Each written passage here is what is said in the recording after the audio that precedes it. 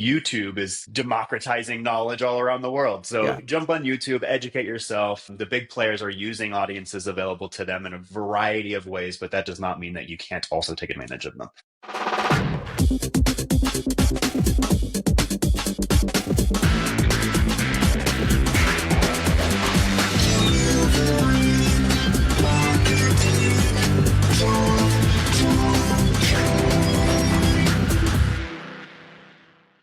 Hey there, and welcome to another edition of Delivering Marketing Joy. I am your host, Kirby Hassman, and joining me today is a brand new rock star. I'm super excited to dive in today. Some really interesting insights. He's a consumer psychologist, founder of Kinetic 319, Adam Ortman. Thanks so much for joining me. So happy to be here, Kirby. Thanks for having me. Absolutely. So in reading up a little bit about you, I wanted to ask about dirty little secrets, right? So let's talk about the dirty little secrets of marketing. What are some hidden tactics that some big brands use to manipulate consumer behavior? So I love this topic because it really dives into audiences. And so any type of big player that you're really going to be interacting with, you are seeing an ad because you are part of an audience. And that audience is usually defining you as taking a specific action or reading a specific type of blog, or maybe even entering a specific building like a grocery store or something of that nature.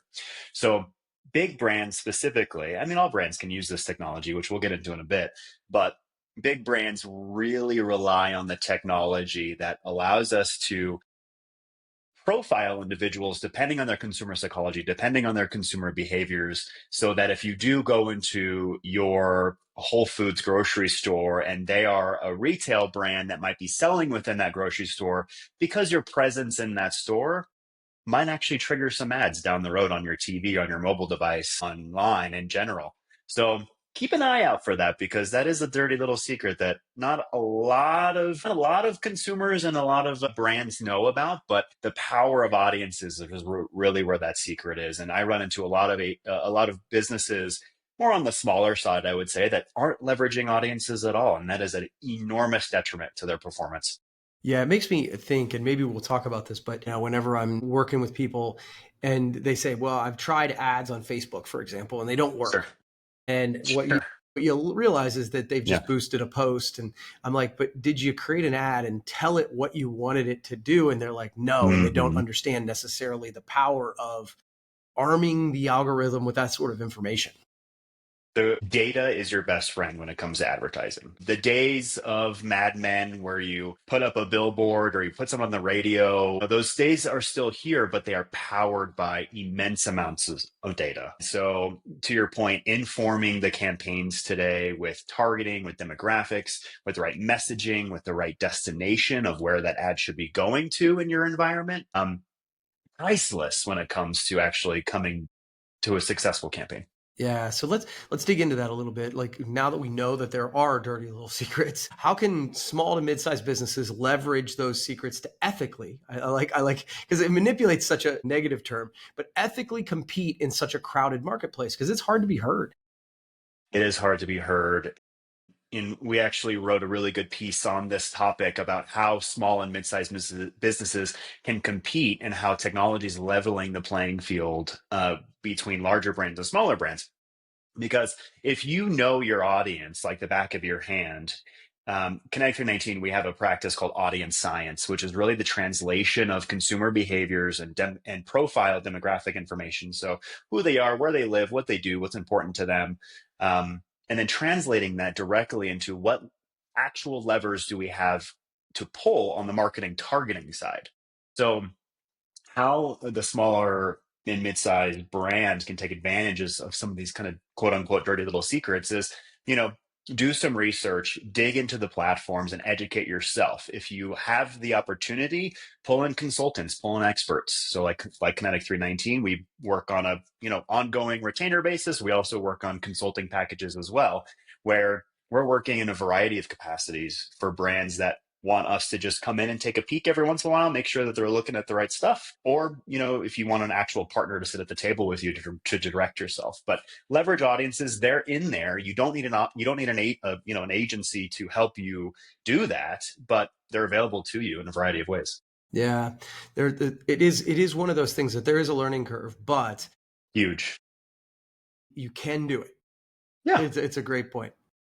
Go ahead. Absolutely. I mean, YouTube is democratizing knowledge all around the world. So Yeah. jump on YouTube, educate yourself. The big players are using audiences available to them in a variety of ways, but that does not mean that you can't also take advantage of them. Whether they're in market audiences, affinity audiences, even just basic keyword type targeting, those things are available to the average advertiser today. So let's talk about waste, because we all want to avoid waste, especially when it comes to Oh, there's spending so dollars. much waste. Yes, right. There's so much waste. So what are some ways to avoid common pitfalls and mistakes in marketing? Yeah. So I picked my dirty little secret specifically for this question, by the way. So audiences eliminate waste, because when you are looking to not target your ad, and Kirby, you had a great example with that person you were talking to about their Facebook campaigns, it just didn't work. My immediate question is, well, who are you showing your ad to? And so your campaigns, if you don't know how to run them effectively, you don't know how to target them effectively, there are ways of very easily spraying and praying. And just, I mean, if someone said to me, could you spend $3 billion in a day? Yes, I could. I would not want to. I would not want to. And it would not perform well for the client. And that's where, our knowledge and our expertise comes into play, is how do we be the best steward of our clients' dollars and target it appropriately and make sure that you're getting in front of the right person at the right time with the right message, so that you can really engage and align yourself into that customer life.